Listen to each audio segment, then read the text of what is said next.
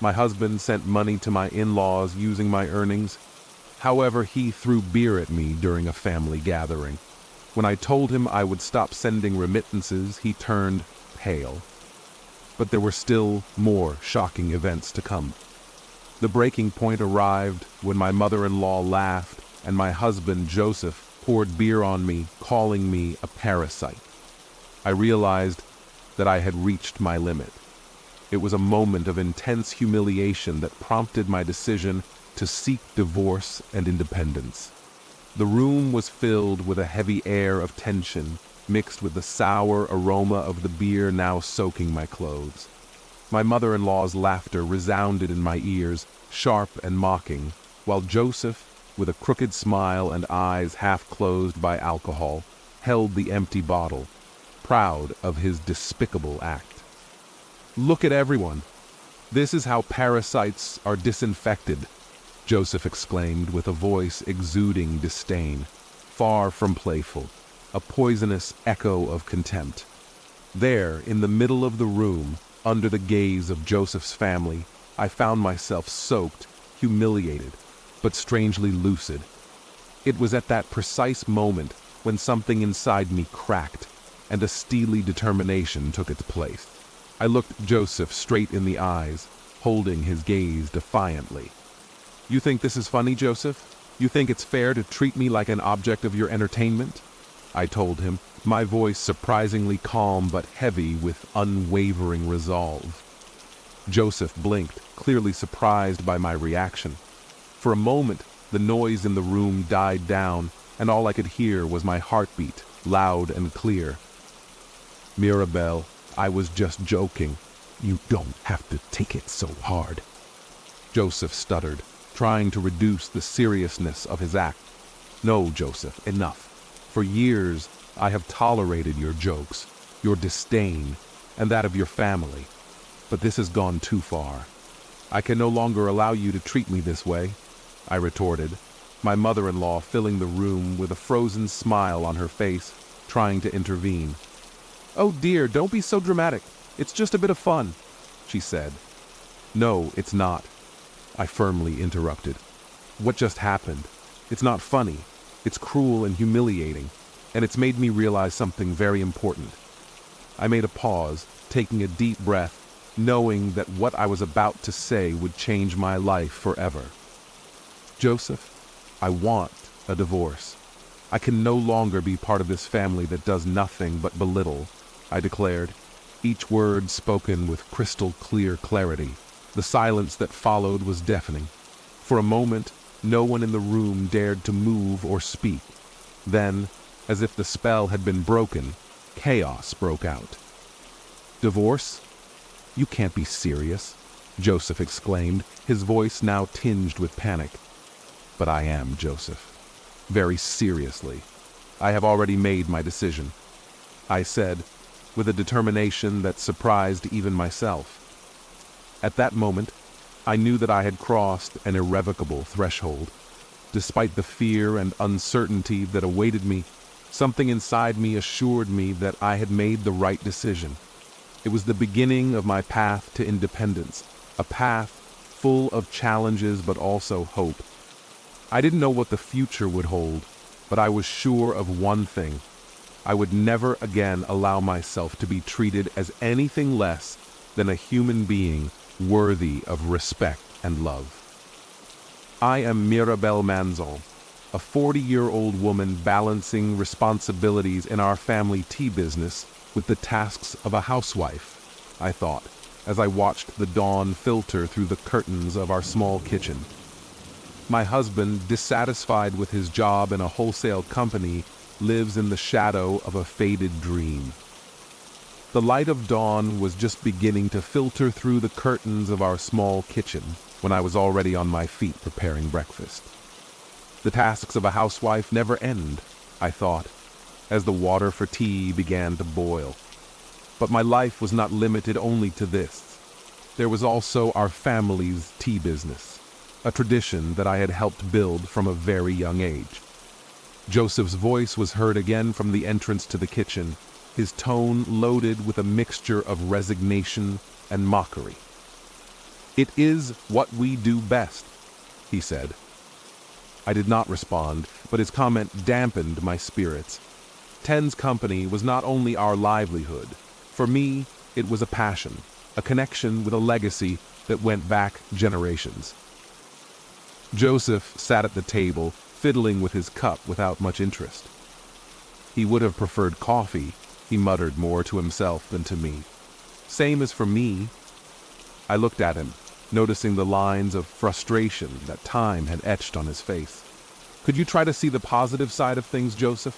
Our company has potential," I told him, trying to convey a little of the passion I felt for our family business. "But it's not what I wanted. It's not the dream I had," he replied, leaving the cup intact. "Dreams can change and adapt. The important thing is to find happiness in what you have. We do now in the life we are building together," I insisted. Although I knew that my words probably resonated in the emptiness of his unfulfilled desires, Joseph got up from the table, ready to leave for a job that left him unsatisfied day after day. Perhaps he finally said with a sigh. He seemed to be taking with him the last hopes of reconciling his dreams with our reality. As I watched him walk out the door, I realized that although we shared a life, our internal worlds had slowly shifted, almost imperceptibly, to become parallel universes that rarely touched. I wondered if we would ever find a point where our paths would align again, or if this balance that I was trying to maintain between the responsibilities of home and work at the tea company would always be a lonely dance. At that moment, I decided that I would not let the dissatisfaction of Joseph define my happiness or the value of what we did. Our tea company was not just a business. It was a manifestation of love of tradition, and I would do everything possible to make it prosper. I met his approval. It was time to redefine who Mirabel Manzon was, not only as a wife and household name, but as a strong and independent woman capable of sustaining a legacy and perhaps building a new one for herself. After the bankruptcy of their hotel, my in-laws became financially dependent on us, displaying intrusive and even dismissive behavior, abusing our hospitality and resources. The situation began to deteriorate rapidly. Every visit by my in-laws to our house felt like an invasion where privacy and respect were completely forgotten concepts. At first, I tried to be understanding. After all, they were facing difficult times. But soon, understanding gave way to frustration. One afternoon, while I was preparing dinner after a long day of work at the family tea business, I heard the door open and the voices of my in-laws filled the entrance. They had not announced their visit, a custom that had unfortunately become habitual. "Mirabel, dear, we have come to dinner. I hope there is enough for everyone," my mother-in-law announced with a smile that barely concealed her sense of entitlement. Surprised but without wanting to be rude, I responded with a forced smile. "Of course, it is always a pleasure to receive you. However, deep inside, I felt a mix of irritation and tiredness. The intrusions had become so frequent that my patience was quickly fading. As we ate dinner, the conversation turned, as it usually did, towards their constant financial needs. "You know, darlings, with our pension barely enough, Joseph Jr., perhaps you could help us a little more this month," he hinted, my father-in-law avoiding my gaze. Joseph, caught in a difficult balance between supporting his parents and keeping our household stable, looked clearly uncomfortable. "We will try to do what we can," finally, he said with a tone of resignation. After they left, the tension between Joseph and me was palpable. Until when are we going to continue like this? We are sacrificing our resources and our peace of mind to please them, I expressed, not being able to contain my frustration. Joseph sighed, running a hand through his hair. "I know, Mirabel, but they are my parents. What am I supposed to do?" "Could we set limits, Joseph? Help them, yes, but not allow them to abuse our hospitality or dictate how we manage our resources. We need to find a balance, I proposed, hoping that he could see the reason in my words. The conversation did not end with a concrete solution that night, but it marked the beginning of a necessary dialogue about how to handle the situation of financial dependence on his parents without compromising our well-being. The situation was unsustainable, and something had to change. My hope was that we could find a solution together, one that would allow us to support his parents in a way that was fair and respectful of our own lives. The decision to get a divorce was met with shock by Joseph and his parents. I armed myself with divorce papers, determined not only to free myself, but also to seek redress for the treatment I received. The afternoon, I decided to confront Joseph and announce my decision. The air was thick with an ominous tension. Joseph was in the living room, distracted with work papers, when I sat down with him. His parents, who had come to visit us once again, were in the kitchen, probably snooping where they shouldn't. "Joseph, we need to talk," I began, my voice firm but slightly trembling at the magnitude of what I was about to say. Joseph looked up, clearly surprised by my serious tone. "What's wrong, Mirabelle? You seem worried," he said. I took a deep breath, looking for the strength to move forward. "I have made a decision about us, about our future," I said. Joseph frowned, a sign of concern appearing on his face. "What are you talking about?" "I filed for divorce, Joseph," I said, holding his gaze. "I can't continue in this marriage under these circumstances." The impact of my words hit Joseph like a bolt of lightning. He abruptly stood up, the chair squeaking against the floor. "Divorce? Why? What have I done? We can correct what we have done, or rather what we have not done," he said. "It is not just about you or me, but about how you and your family have treated me. I have been relegated, devalued, and that is not what I deserve," I said. Joseph seemed to struggle to process the information. "But we can fix it. We can try again," he pleaded. I shook my head, the decision already ingrained in my heart. "No, Joseph, I have already tried. We have tried, but things have not changed, and I cannot continue to sacrifice my happiness and well-being for this marriage." At that moment, his parents entered the living room, alerted by the discussion. "What is happening here?" his mother asked, with a tone that was trying to be authoritarian. "Mirabelle wants a divorce," Joseph said, his voice breaking. His mother looked at me in disbelief, then with poorly concealed fury. "Divorce? You are crazy. How can you do this to our son after everything we have done for you?" "Yes, the divorce," I reiterated, addressing both Joseph and his parents. "And it is not a decision taken lightly. I have endured much more than anyone should in a marriage. I seek not only to free myself, but also for reparation, dignity." The silence that followed was dense, each one processing in their own way the turn that our lives were about to take. For my part, I felt a mixture of fear and relief.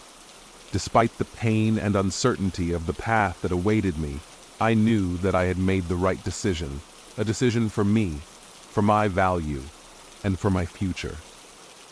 The divorce process marked the beginning of my path towards personal and professional independence.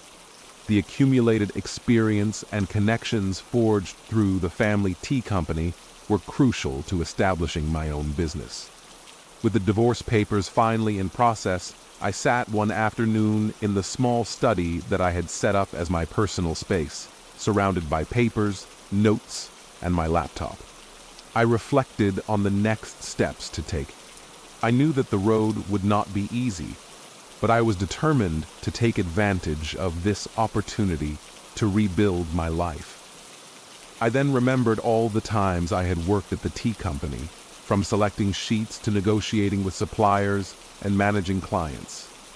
Each of those moments had been an invaluable lesson, a stepping stone towards the independence that I was now seeking.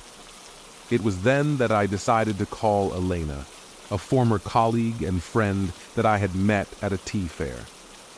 Elena had always shown interest in my ideas and had been a source of unconditional support during the difficult moments. "Hello, Elena. It's Mirabelle. I hope I don't interrupt. I started once." She answered. "Mirabelle, what a joy to hear your voice. How have you been?" The warmth in her voice was comforting. "Well, considering everything, I'm in the process of making some significant changes in my life," I told her. And without waiting more, I shared with her my idea of establishing my own business using my experience in the world of tea. "It seems like a wonderful idea, Mirabelle. You have always had a special talent for this. How can I help you?" Her enthusiasm was palpable. We spoke for hours, discussing possible strategies, target markets, and the most important, how to differentiate my business in an already saturated market. Elena offered her network of contacts and experience in digital marketing, elements that I knew would be fundamental to the success of my venture. With each conversation and plan drawn up, I felt excitement and hope taking their place. Out of fear and uncertainty, I was determined to build something of my own, a space where I could express my passion for tea and, at the same time, create an independent life far from the shadows of the past. The path to independence was full of challenges, but also infinite possibilities. Every decision, every small step I took was a testament to my strength and determination to rebuild my life from scratch.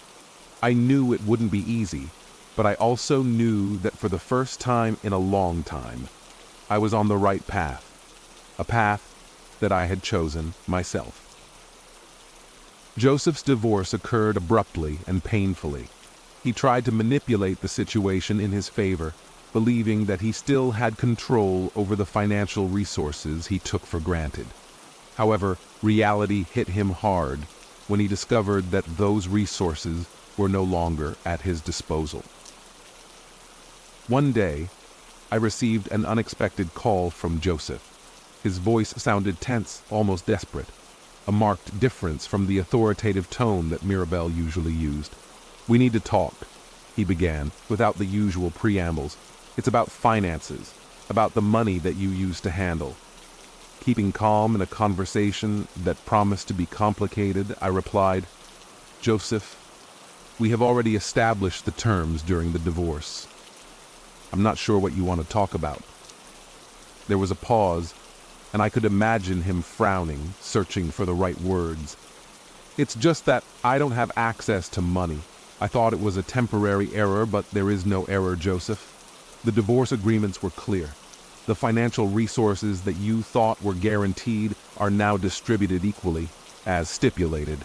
My voice was firm, although inside I felt a mixture of satisfaction and sadness. Satisfaction at having taken the reins of my financial life, and sadness at needing to have this conversation. But how am I supposed to live like this? I had that money. His tone was one of disbelief and frustration, a testament to the shock he was experiencing as he faced his new reality. "Joseph, during our marriage we both contributed to those resources. Now, since we are separated, everyone is responsible for their own financial situation. I suggest you make a budget and plan accordingly." My advice was genuine, although I doubted his willingness to accept it. The call ended shortly after, with Joseph still in a state of denial. This financial awakening for him reinforced my decision to move forward without him. Although the path had not been easy, each obstacle overcome confirmed that I had made the right decision.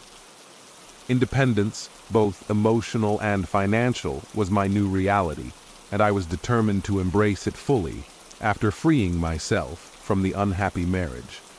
I immersed myself in developing my company, specializing in antibacterial products derived from tea and artisanal sweets, achieving success and recognition. The transformation did not happen overnight. Every day, from dawn until late at night, I immersed myself in the world of business, researching, creating, and connecting with potential clients. My small studio became a laboratory of ideas, where the aromas of tea mixed with the sweetness of the ingredients for my new products. Do you really think this works, Mirabelle? Louisa, a close friend and confidant, asked me one afternoon while we were tasting one of my creations.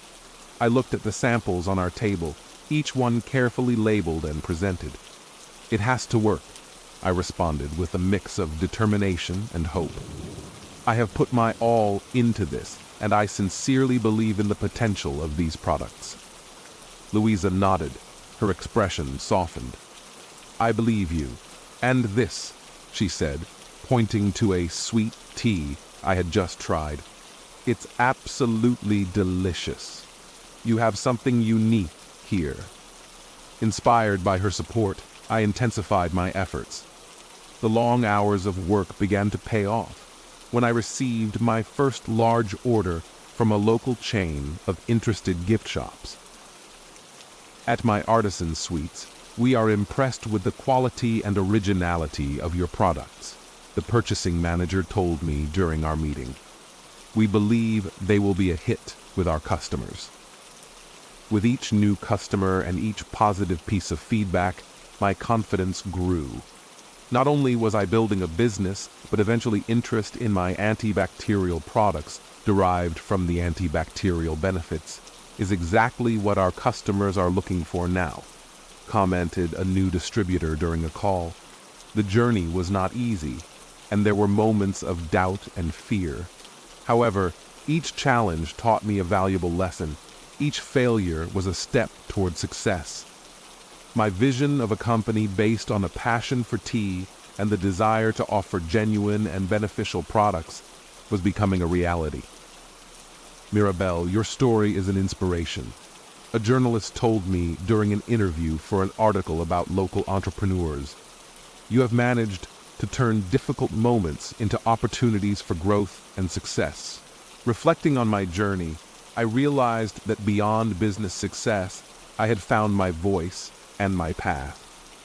Building my future after divorce was a reaffirmation of my strength and my ability to overcome obstacles. Now, with my business flourishing, I knew that there were many more success stories to write on my path forward. The betrayal of my in-laws was revealed at one of the most unexpected and crucial moments in my professional career. I had developed an innovative product, a line of artisanal sweets with antibacterial properties derived from tea, which was beginning to gain recognition in the market.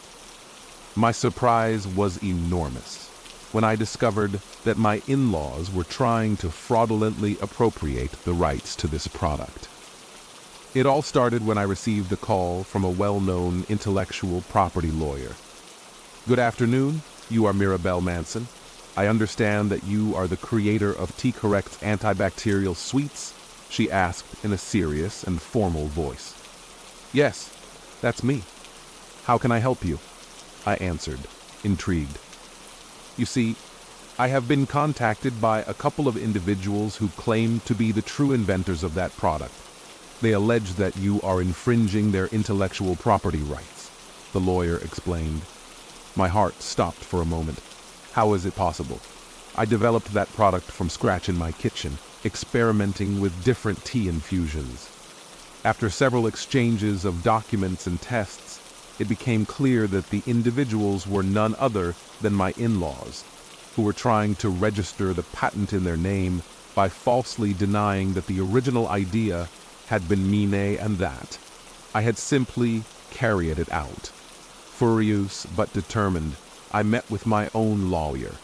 This is a clear case of fraud. Not only are they trying to steal your intellectual property, but they are tarnishing your reputation in the process, said my lawyer, just as outraged as I was. I want them to face all the legal consequences of their actions. This goes beyond money or recognition. It is about justice, I stated firmly.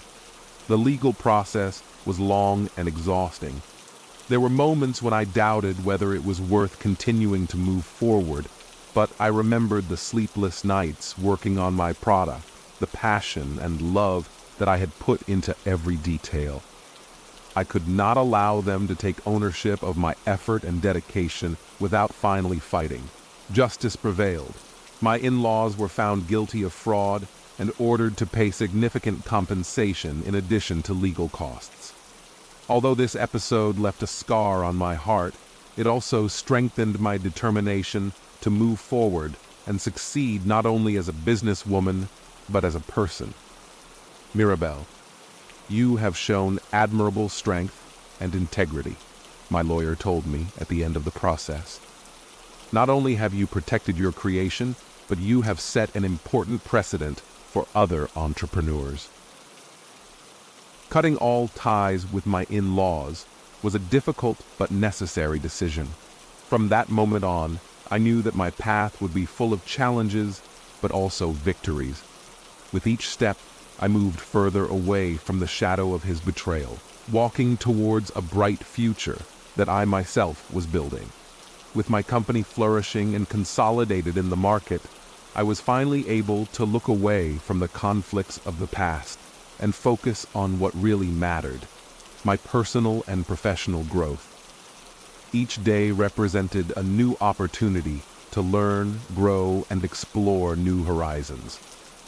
Sitting in my small office, surrounded by the comforting aromas of tea infusions and freshly baked sweets, I reflected on the path that had led me there. I had overcome challenges, faced betrayals, and fought for what I believed was right. Now, I look forward with optimism and determination. One day, during an artisanal food fair, while I was enthusiastically presenting my products to the visitors, a man approached my stall with curiosity. "What do you have here that is so special?" he asked with a friendly smile. "Oh, you have to try these sweet teas. They are my specialty," I responded, offering him a sample with a warm smile. The man took a bite, and his face lit up with surprise and incredible pleasure. I had never tried anything like this before. "What's your secret?" We struck up a lively conversation about the art of tea and the passion for artisanal sweets. I discovered that we shared many similar interests and values. It was refreshing to talk to someone who understood and appreciated my work as much as I did. Over time, our conversations became deeper and more meaningful. We shared dreams, aspirations, and life experiences.